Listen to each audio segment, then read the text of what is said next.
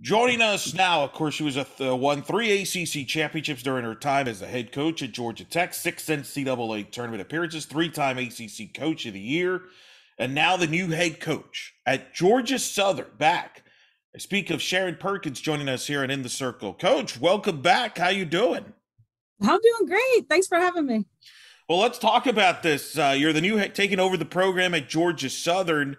How has that been going so far this fall as you kind of get to know your players and they get to know your staff? It's been going great, actually. I'm just first and foremost, I'm super thankful for Jared Benko, just giving me an opportunity to get back into college athletics. I've been out of it for 8 years and getting a chance to raise my kids finally. So that was fun. But yeah, definitely was itching to get back into it. So it's been great. The team has been just super coachable, which I love. I love everyday practice and all that, and the whole training aspect of it. Even when I was just back coaching travel ball and things like that. So the day-to-day grind of it is, watching their improvements day to day is what has been a blast. I mean, we're like 7 weeks into practices, so where we're at now, we were better last week, we were better 2 weeks ago, we were better 7 weeks ago. It's really fun to watch the plays that we were making in our first, finally, a fall real game, yesterday. So it's been great.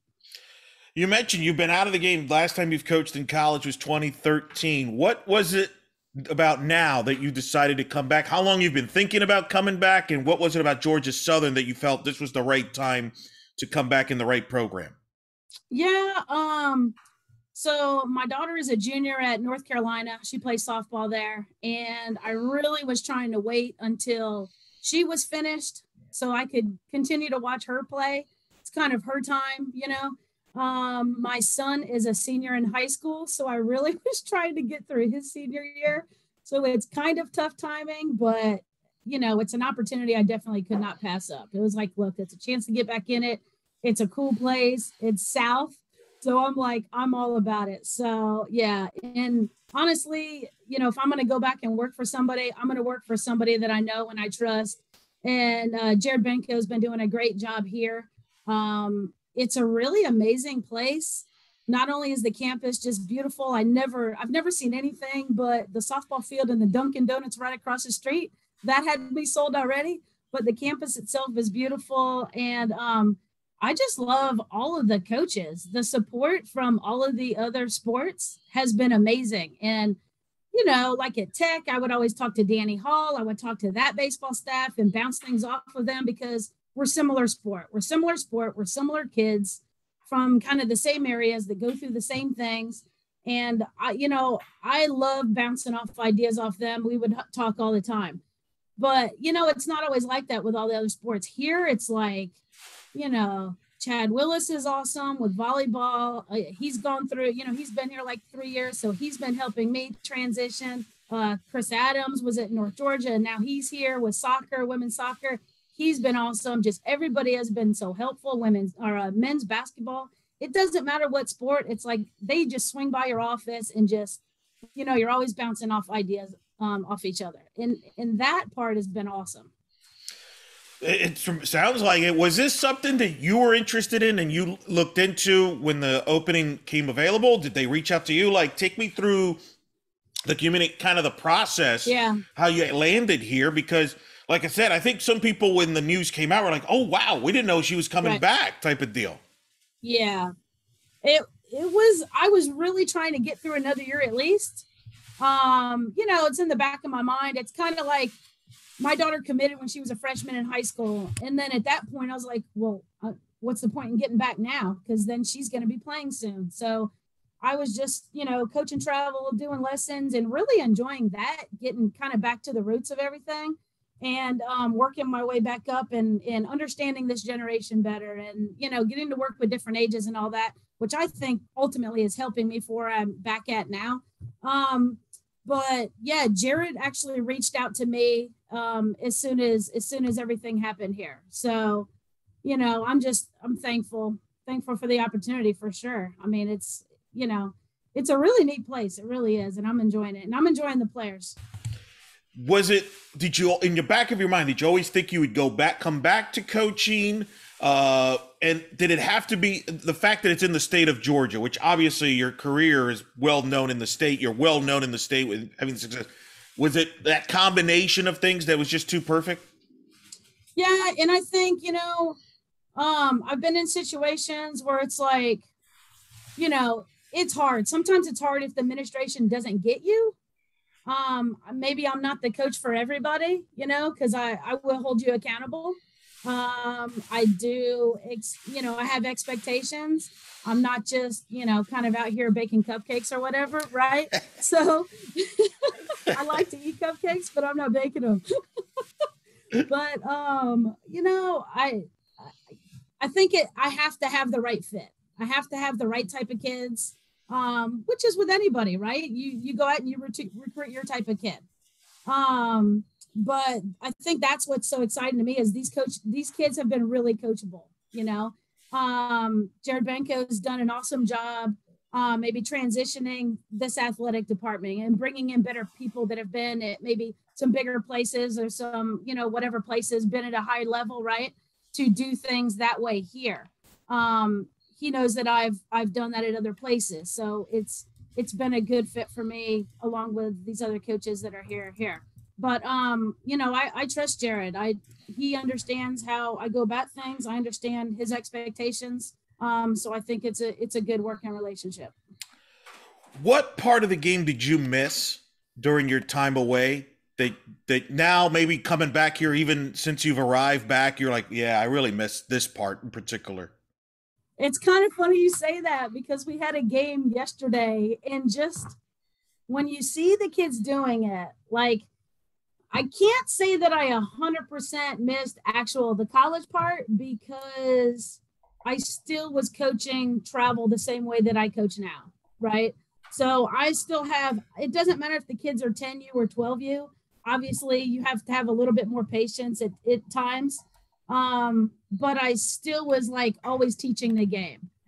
I'm not just a manager. I'm never going to be just a manager. Like there's always something that I'm saying that we're trying to tweak things, right? To improve everybody every day in whatever we need to do. But I think the kids being at this age and getting it, and you can joke with them a little bit differently than a 10U kid or a 12U kid, right? Just things like that, that it's like, and I guess it's like when you're doing the travel stuff, the kids and all that, but you don't have to make sure everything is okay in their lives. Now I'm back in a situation. It's like, is everything okay? Are you homesick? Are you, are you hurt? Are you this? Are you that? Right. So there's like back to like making sure their whole well-being is okay. Their whole being is okay. Now, once you took the job, take me through the process of your mindset of building your staff, because obviously that's very critical. And I don't believe it's not an accident that your staff, your assistants, are coaches that have been around the game here recently. Obviously, Heather Gelbart, who's been a former head coach, and of course, Mary Beth Dennis, who just came over from Michigan. Just talk about the process and the thinking once now, okay, I'm back. I'm coaching now for the first time in 8 years. Now I got to build a staff. Right. Well, got to have a pitching coach, right? So it's actually funny because yesterday was the first day that it wasn't like me calling pitches. I've always, even if I had a pitching coach, we would talk, we would kind of maybe work together, but I was always calling pitches. So it was kind of cool, just like helping out with her chart or whatever she needed, but I was like, I feel useless right now. What should I be doing type of thing? It was funny. But no, it takes a lot day to day. I don't want to have the pitchers day to day. Like that's not my passion, right? Defense is my passion. Hitting is my passion. So I love those areas. So I knew I needed somebody, that could handle the staff and understand them and coach them. And talking with Mary Beth early on even was like, we were a lot alike in the aspect of she wants to coach them up. She doesn't come in with the expectation that they already have all the tools, right? So that's what she's in it just like me, like she's in it for the grind of it, to help prepare them, to get them to understand it, to get them to buy in, all the same ways that I go about my whole side of the softball stuff, which is huge. And shoot, I mean, you get someone that's coming from getting to work with a great staff like Michigan. I mean, that's amazing.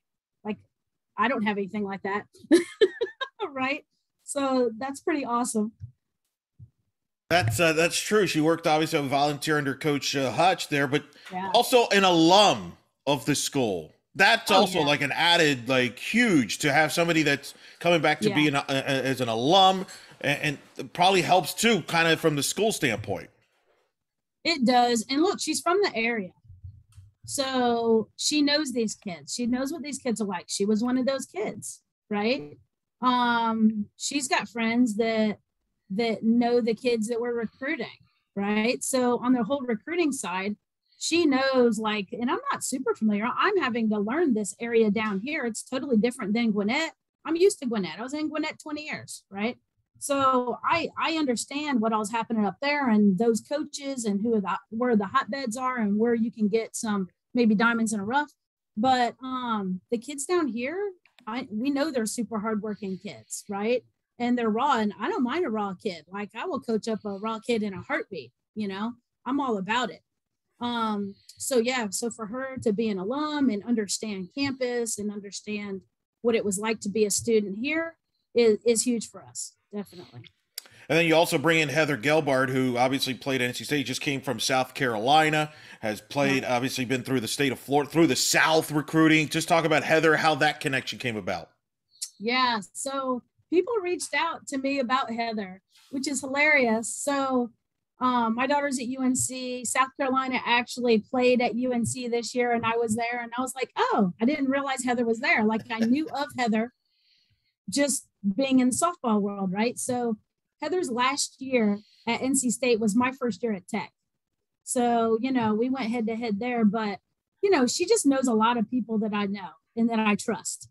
So that's kind of how that came about. And you look at her, pedigree on where all she's coached, it makes a big difference. Like, I played at a smaller school, and then it's like, I was at Southern Miss a couple of years. We went to the World Series, and then we went to Georgia. We took over Georgia. So, but we had to like really build that program. So, and then I came in and took over a pretty good program already at Tech. So I've kind of been at different levels.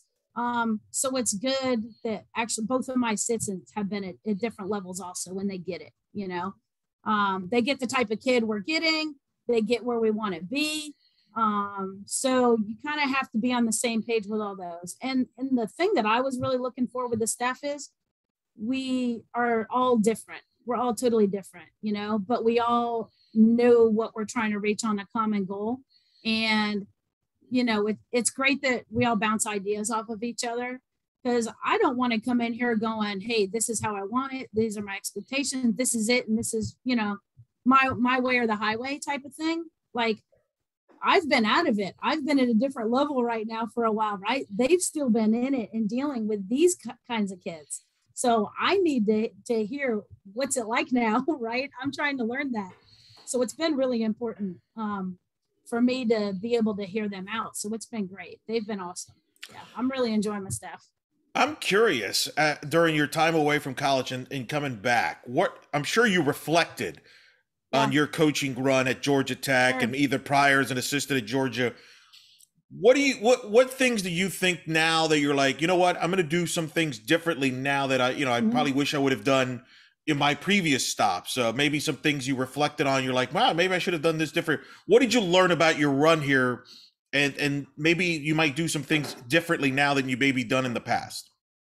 Yeah, I mean, I definitely did have some time to reflect, some time to get away. Look, I'm older now, right? I'm a little more chill than I was when I was, 33. So some time has passed.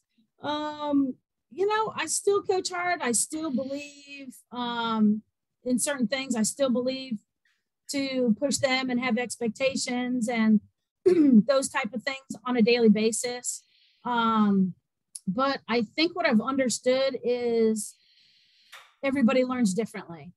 And I didn't really understand that. That's probably the biggest thing I've learned is one, have a little more patience with certain kids.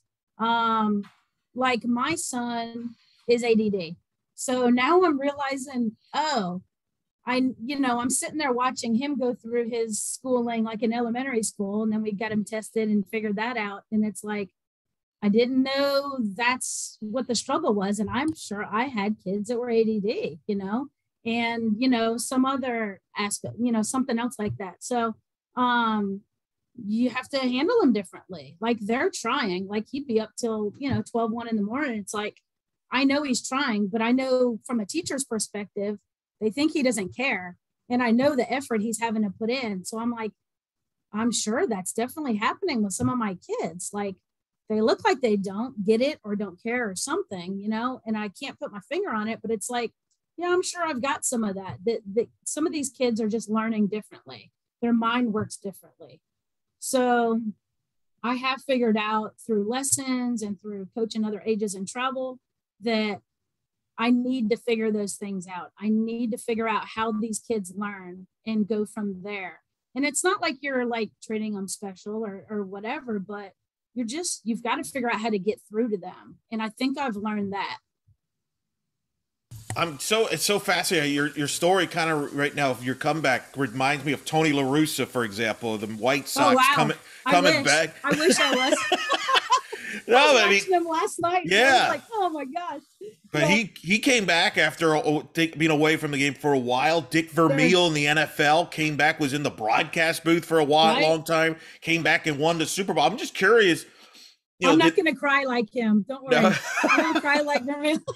No, but I'm just curious, like, does some of those coaches inspire you in that regard? Like, hey, you know what? It can be done. You could take a, break. And Coach Vermeil has been very outspoken. He's written a book. I've read his book he said that was the best thing that happened to him because he was burned out when he left coaching and he kind of took a step back and reflected on things. I'm just curious if that kind of inspired you as well. Some of those coaches that came back after stepping away for a while. It is kind of interesting. It's when you see stories like that, it's like, I think I thought I would get right back into it like soon after. And then there just wasn't anything that I was like wowed by that I would just jump onto right then, and it was like, and honestly, it was like my kids were 10 and 13 at the time. I had missed 13 years of Katie's life, basically living out of a bag, traveling, doing, coaching everybody else's kids. Right. So for me, it was like, look, she's into softball. Softball is going to be her sport. So I went right into coaching her and her friends, for travel from, 14U all the way up. And getting to spend time with Nick. Like Nick is like complete opposite of Katie. So, to get to be on set for his acting things and go to his school functions and go to his, choral performances and things like that. Like I wasn't around. Like Chris was raising, my husband was raising the kids and I was popping in and out, like I needed to be a better parent for sure. I was missing out on their lives. So timing wise, it was absolutely perfect. I wouldn't change that for the world is getting a chance to be in their lives at an impressionable time in their world. So timing wise, it was perfect. But now it's like, all right, Katie's out of the house. She's handling her business. Nick's about to be out of the house, whatever. He got accepted into school here. He may end up coming here. We'll see. He's, going around on his visits right now. So now I'm like, okay, I feel like I've gotten a lot closer with him over the last 8 years. And it was super important. It's like, all right, now it's time to get back to what I do. Yeah.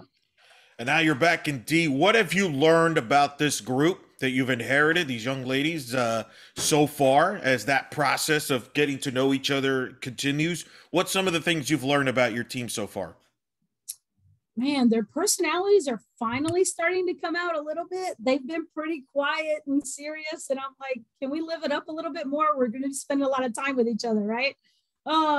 So, I mean, we're still trying to figure them out, but there's good things that they're doing every day. We're not the fastest team, so we're having to create ways, right? We're having to get better on our timing, and get better on, being creative and counts and things like that, and ways to help the runners, right?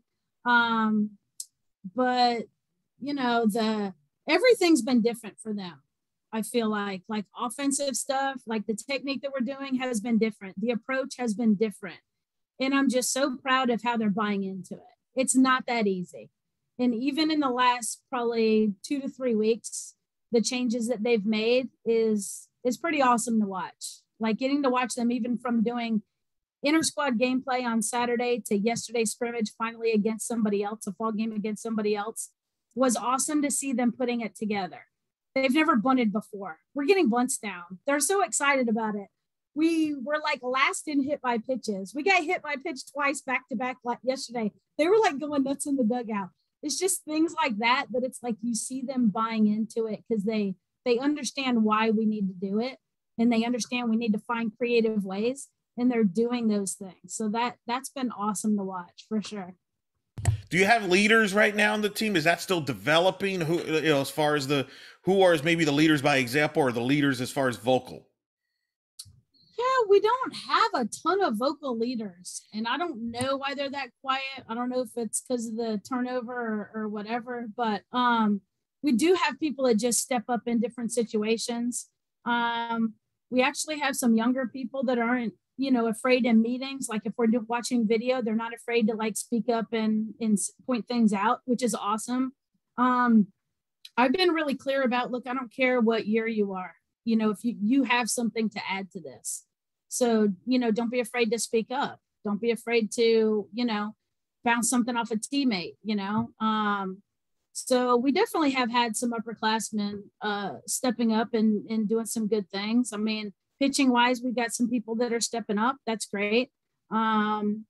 So during some of the practice, honestly, it's like some people have been stepping up and we weren't expecting it the last 2 days. And I'm like, this is good to see. Like we've got kind of a deep roster. And I'm like, I'm kind of enjoying it. I mean, we have 26 kids on the team, and some kid, the first week, I look at where we were the first week and I'm like, okay, well, we've got these kids, let's see what we got. And then it's like second week, you can see some kids kind of, doing some good things, and other kids aren't really figuring it out quite yet. And then now we're like week 7 and we're like, where'd this kid come from? It's kind of funny. Like offensively, we're doing some things that I didn't think we would do offensively, which is awesome. When you took over, did you watch tape of your players that came back Yeah. and kind of learn them a little bit? Or, I mean, kind of take me through that process. Because I know coaches, I've talked to them, they're different. Some like to watch tape. Some like to just have a clean slate and watch with their own eyes. How did you approach it? I'll be honest, I didn't want to watch too much. I saw a couple of games and oh man, it was hard to watch. I am big on defense, like defense wins championships. I'm not into flashy stuff, right? I'm not into just, home runs, whatever. Find ways to win. Okay. And I'm sitting there and I watch a routine ground ball go through the infield, past both outfielders and hit the fence. And I'm like, how does that even happen? How does it go past 3 people? I was like, well, that's going to change. So it's things like that. It's just, you look at our stats and compared to other people in the conference, you look at Lafayette stats or, Troy or Texas State or South Al, who all made postseason, right? And I'm like, we got a lot of work to do, and that was the first thing that I was like, all right, our defense has got to get better. And we've been really, really, really working, and they've gotten a ton better. Like we're making crazy plays now. Like yesterday we had maybe like 3 diving catches in the outfield. They couldn't even take an angle last year. They were running into each other. They were running into the fence, So in our infield, nose don't let anything get through. So they've been doing awesome. Our pitchers have been hitting their spots better, which helps out the defense, right? But yeah, I watched a couple games and I was like, I can't watch this anymore. I already know what we need to do. Also, we were free swingers. And now they're getting used to having a plan, being on time, seeing the pitch better. They're not just up there just, taking crazy hacks. That's changed a lot. And that's not that easy to do this short of time.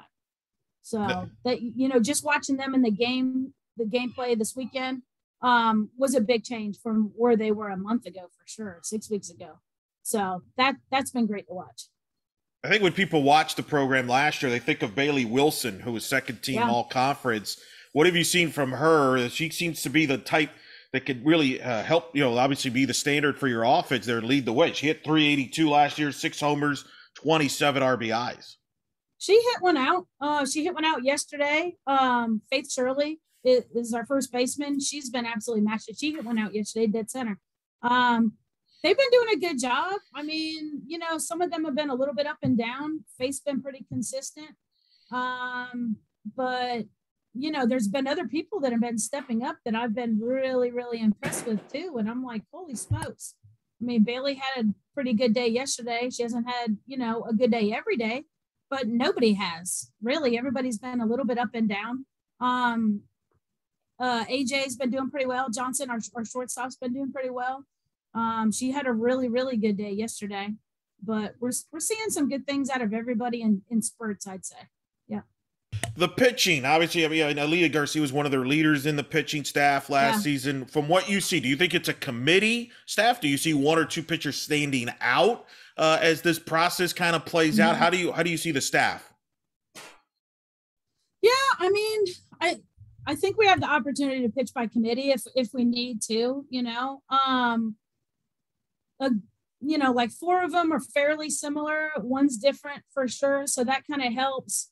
Riley Waldrop actually threw really well. She's been doing really well the last couple days in all the gameplay stuff, which is awesome to see her as a senior, like stepping up and being comfortable. She looks happy. She looks comfortable. She's like striking out her roommates and they're mad. They said now she's on dish duty is what they were telling us yesterday, which is hilarious. I was like, she's just not going to cook for y'all. Y'all better watch out. So that's been funny to hear them kind of going back and forth. But yeah, Garcia threw really well yesterday. We're excited for her. Yeah. But we're seeing some good stuff out of the other pitchers also. Caston is new. She came in from Liberty. She threw pretty well also yesterday. So we're definitely seeing some good stuff. They're hitting their spots better. So we're able to play defense behind them, which is helping. You mentioned improving the defense. That's a big emphasis. Yeah. How do you improve a defense with a certain players? Is it about technique? Is it about communication? Yeah. What's the key to improving a defense and making it a good defense? Footwork. Footwork's the number one thing. Just part of it is they never understood or they just weren't taught reading the ball going into the zone.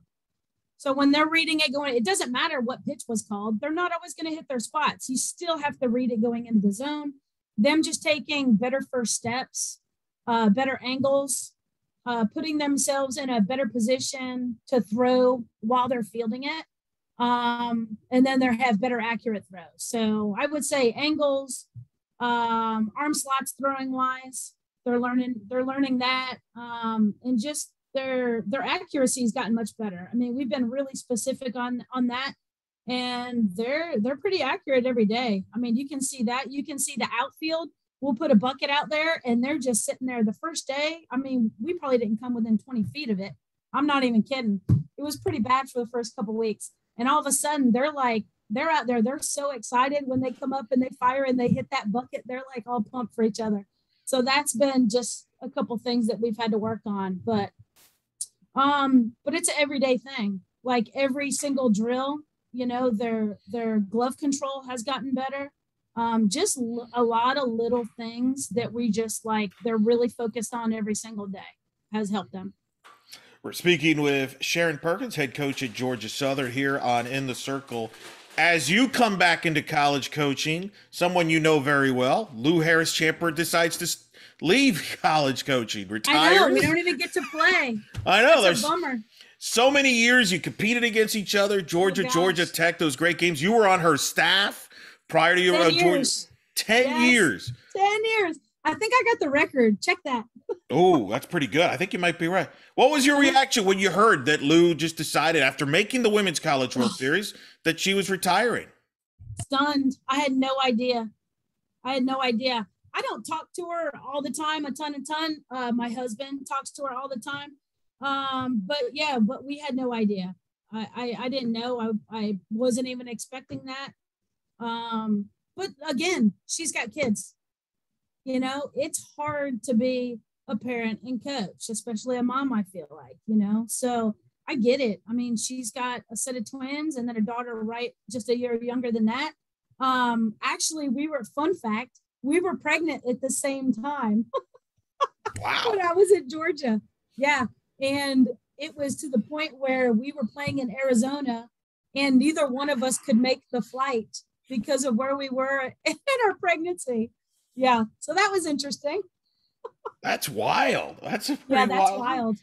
How did Plus, you? also, fun fact, I'm sure the players really loved both of us, two feisty people being pregnant at the same time. I'm sure we were a blast. I would imagine. Yeah, that could be why. How did you run into Coach Lou? How did you end up on her staff? And obviously, what influence did she have on your career? Obviously, because you probably picked Yeah. out a few things while you were, in the same dugout with her. Sure. So I played at Nichols State in Louisiana. My 5th year I was there, Lou came and took over the head coaching position. So I was a student assistant under her. My husband was our sports info person. So Chris met her and said, hey, my girlfriend's here. She just played. You ought to get her to help out. So then she was like, okay. So we talked. So I was a student assistant that year. So that's when we first met. I left. My husband took a job for the NFCA. It was in Columbia, Missouri at the time. And so I left. We got married. Lou stayed there. Lou got into coaching in the pro league for the Orlando Wahoos and then didn't like it because it was basically 3 months of softball, 9 months of nothing, right? She wanted to get back into college coaching. So Chris was at the NFCA, saw that Southern Miss was starting a softball program from scratch, told Lou, and she said, yeah, I'll go check it out. So she interviewed, she got it. She asked me if I wanted to come be her assistant. I said, sure. She said, you don't even want to come look? I was like, is it south of Missouri? Because this is the worst 2 years of my life, right? I'm from Florida. I don't want to be in the snow. So we moved down there. We were there 2.5 years, started the program from scratch, went to the World Series both years we were there. It was crazy. Yeah. That was right. Was that when Courtney Blaze was there for Southern Miss? She was a pretty good pitcher. Helps to have people like her. Oh, gosh. Yeah, because look, all of the Mississippi kids had only played slow pitch. None of those kids played fast pitch. So, we're over there the second year, we perfect game, Arizona in the World Series. And it's like, wow, that's like kind of crazy. Like that just doesn't happen. And then I was in the elevator with Candrea, who I love Candrea. He's amazing. And I was like trying to hurry on the elevator. This is when all the teams would stay in the same place, right? So I'm rushing. I'm like, oh no, Candrea's here. I don't want to be in the same spot. So I'm like hurrying on the elevator and he like gets on and I'm like, ugh. He's like, is your husband around? I was like, yeah, he's upstairs. He's like, have him give me a call. I was like, you bet. Yes, sir. That's wild. Of course, Mike and Dre also retiring this year as well. I know. It's wild. What a great career. Yeah. It's incredible. So you spend time with Lou. You moved to Georgia to help build that program up. Right.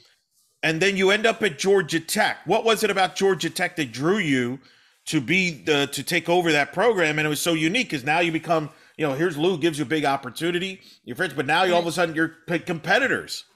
Yeah. Yeah.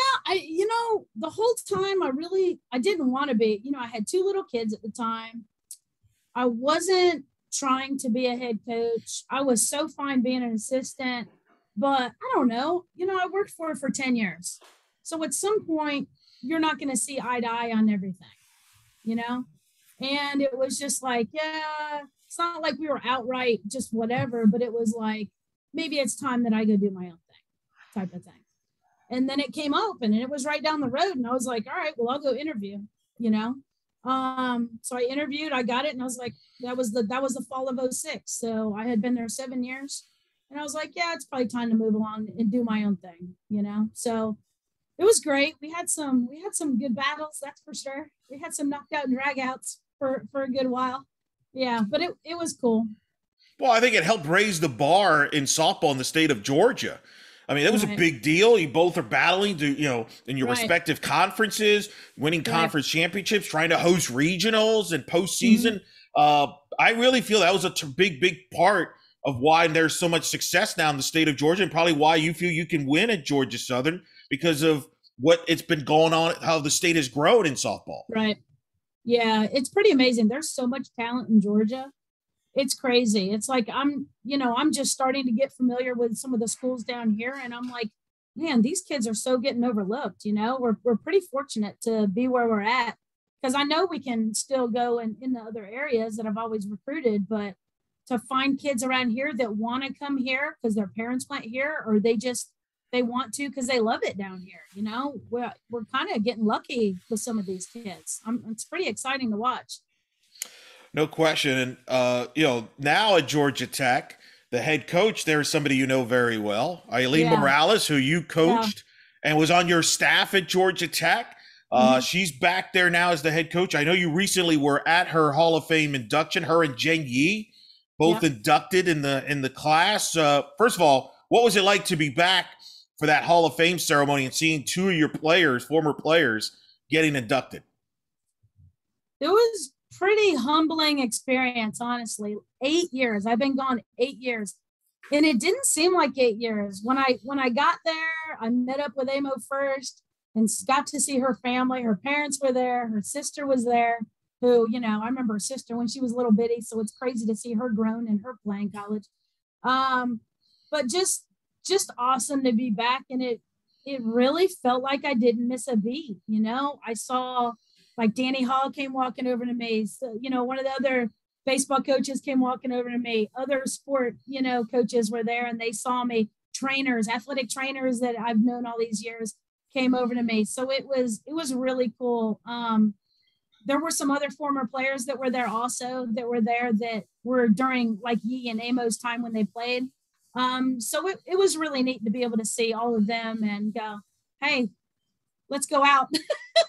You know what? Hey, I'm buying around. Let's go, type of thing. It's kind of funny. I was like, man, this is kind of weird to be able to sit down and, like, swap stories now, because it was like I always had to be the bad guy at that point. Sure. So now it's like, all right, let me hear it. Give it to me. Go ahead.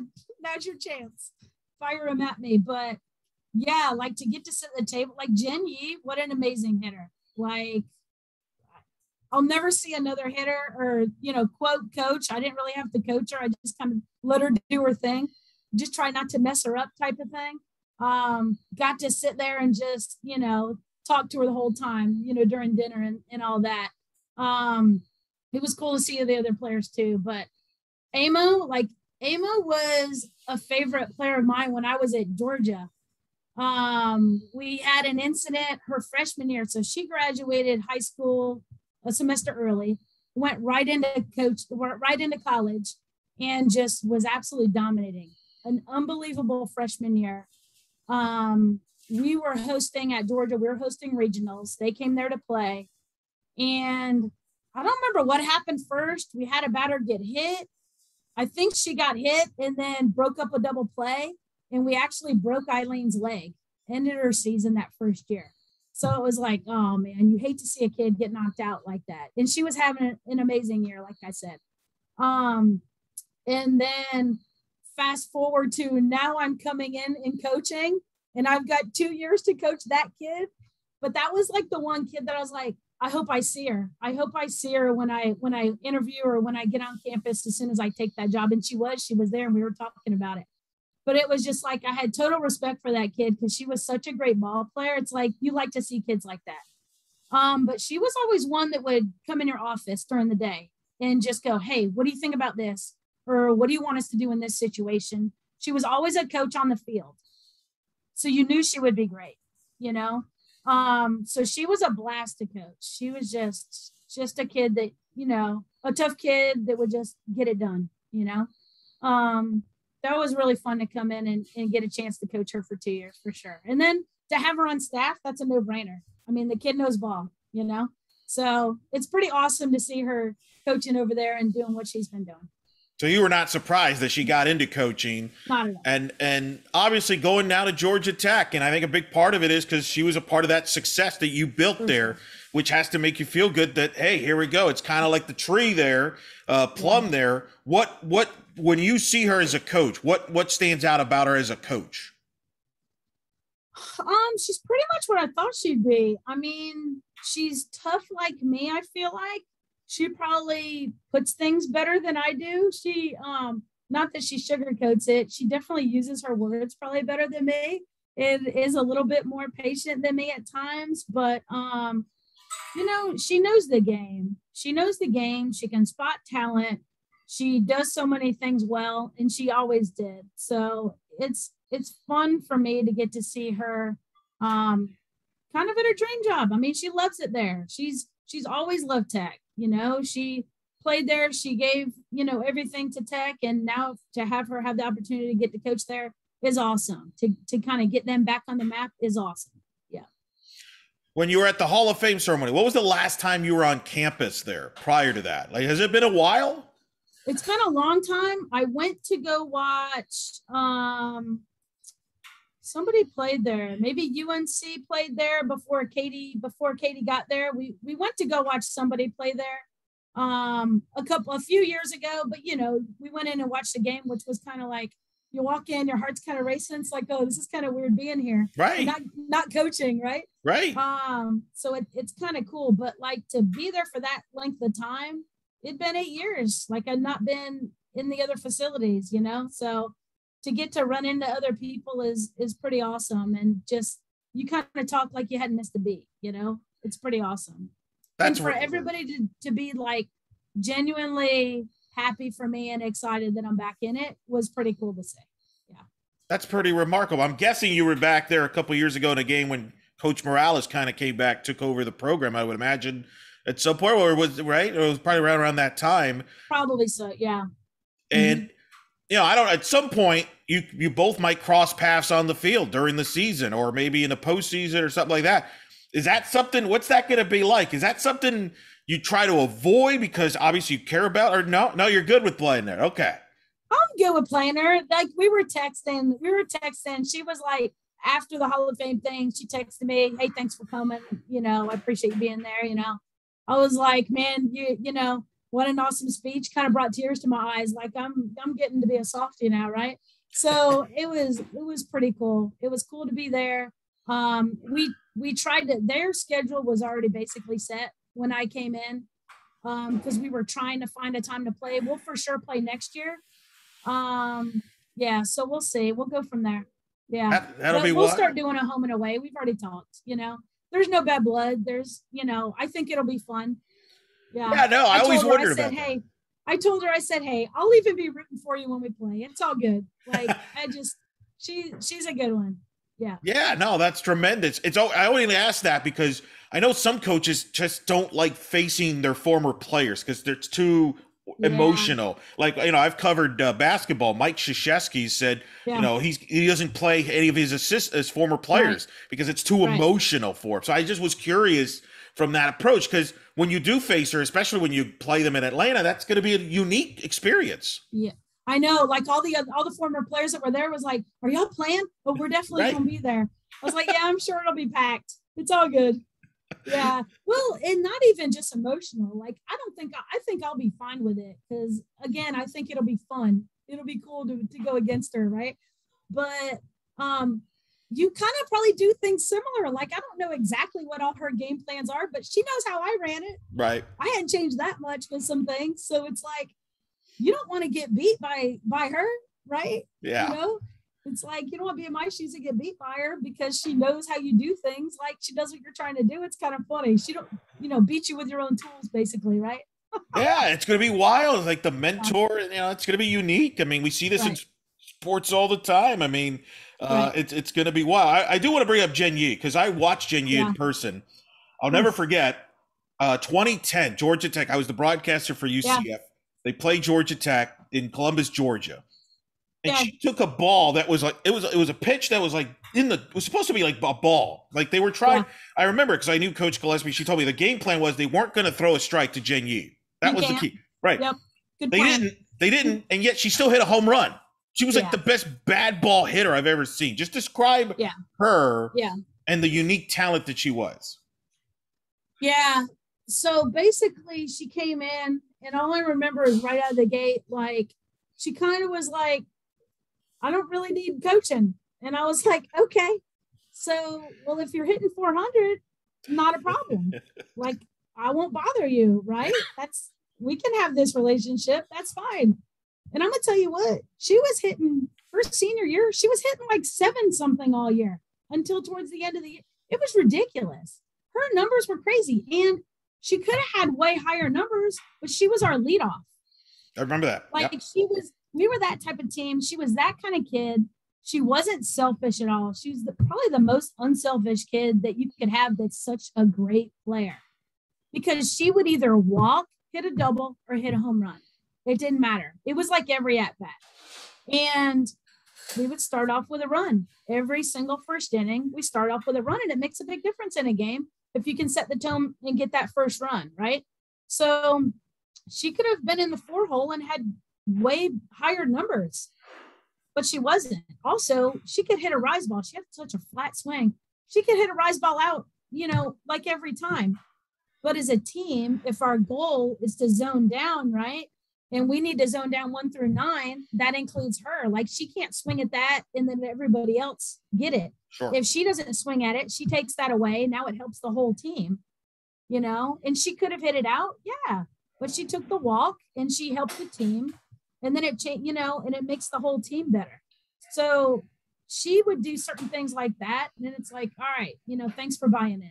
She didn't have to, but thanks for buying in, but just, wow. Like, I can't even tell you, like, she got beat out for player of the year, Daniel Laurie, right? Because she was, dominating pitching and hitting and whatever, but it's like her numbers were crazy. Jen Yee's numbers were just, there will never be numbers like that again. And for her to not get it, such a bummer. Wow. You wish you get, that's one of the perfect examples where I kind of wish that college softball would kind of, do like a pitcher of the year and a hitter of the year. Yeah. Because that would have been, because both of them, her and Lori deserved it. Yeah. And it just seems like, wait a minute, why can't we just both win the award? Because clearly Jin Yu is the best offensive player. Like in baseball, they have an offensive player of the year and a pitcher of the year. And why can't we do that in softball? I agree. That was remarkable. She was remarkable. Because they won it all, right? So we hosted Supers. Yep. They beat us in Supers. They won the World Series. And it's like, you got to give it to her, right? I mean, come on. Yeah, it's weird too, because the award is really it has influence based on how the team does postseason, which I don't know if that's fair or not, because it should be for the body of work, not because the last thing you saw. You're right. It seems like if you would have won, you wonder if you win that super regional, does she win the award? It's like, and that's not fair to either player. Right. It should be over the body of work, but they let others decide that stuff. But I know that's not. I'm not at that pay grade, right? No, neither one of us is. But she was an amazing player, and amazing, and I know that had to be a blast to see her again and seeing her get inducted, rightfully so. One of the great athletes at Georgia Tech history. And I think, was George O'Leary also in that class for Georgia Tech? He was. It was crazy to see, like, all the people that were there. I'm like, oh my gosh, that's so-and-so and that's so-and-so. Yeah, it was really neat. He was in that class. He came over, he walked over, and he just started talking to our table. And I was like, oh my gosh. Wow. Yeah. It's like a Back to the Future episode for you there. Like it was. Yeah. That's unbelievable. That was a pretty amazing experience. All right, last thing for you now, as you continue through the fall and you learn your team, and then before you know it, February, what are some of the keys between now and February for your team to kind of have success during the season and you accomplish what your internal goals are? Oh gosh, I think keep progressing in the pitching. They've made tremendous strides. Mary Beth's been great with them. They've been loving it. Great feedback from the players. Yeah, just to keep progressing them. I mean, they're just starting to get more into their pitching stuff and gain some speed and things like that and changing their speeds. But the hitting, we still need to fix some things offensively, a little bit of the base running stuff. Defense has come a long way. I'm happy with that. I think we just keep working on that. But to keep just trying to put it all together, is probably the biggest thing. And look, quite frankly, we need to figure out who the starting 9 is. Like, I don't know. It's a good problem to have, right? Yeah. But but to keep doing gameplay, to keep seeing who keeps stepping up, and to see those types of things, because we've got a lot of kids that can play different spots, and we've got a lot of people that are stepping up at different times hitting. We got to see who's the most consistent, probably. Well, it's the one thing it's for sure is it's exciting is to have you back in college game, and I Thank think you. that's congratulations. I've always been a fan of yours from afar. I mean, I still remember days where I was watching the stream when my friend Ashley Van Ryan was your analyst for I think for a couple of years, and you had always Okay. those great teams at Georgia Tech, and it's awesome that you're back in coaching, Coach. Back, welcome back. Congrats. We Thank wish you you. well over there, and thanks for taking the time. I know it's a busy time, but like I Anytime. said, great to have you on the show, and definitely will do this again. Thank you. I appreciate it. Thanks so much.